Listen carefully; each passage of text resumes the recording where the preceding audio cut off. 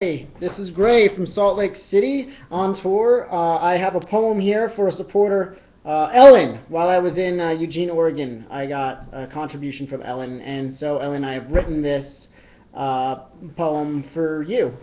So here you go. It's called "What to Bring to a Chainsaw Fight." This is actually really common where I live in Salt Lake. We fight with chainsaws. I know that it's kind of a problem. It's a big issue.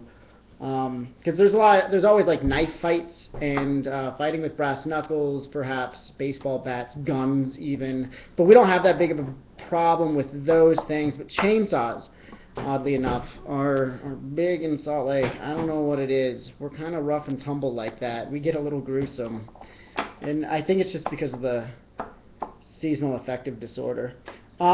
So anyway, so if you ever find yourself in a chainsaw fight, which you might because it is Eugene, Oregon, and it is heavily forested. So here you go. What to bring to a chainsaw fight? A pocket full of sawdust, a forest full of trees. When your opponent starts his chainsaw, be confident, do not waver. Put an entire forest of evergreens between you and your opponent. Force him or her to cut through the entire forest to get to you. After several years or decades, while you are sitting down in your house, ready to close your eyes forever, and he or she finally reaches you, tell him or her that they've won, that they are the moon. Throw the sawdust on the ground as though you are bleeding. He and or she won't even know the difference. So there you go, Ellen. That's how you fight a chainsaw fight.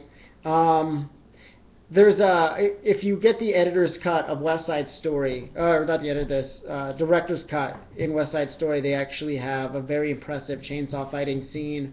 Really well choreographed, but they had to be really careful. They actually went through 5 or 6 actors before they realized that they should just use fake chainsaws instead of real ones.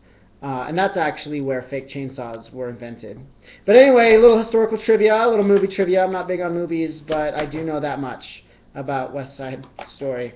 So I hope you enjoy that, and I hope you have enjoy the rest of your day.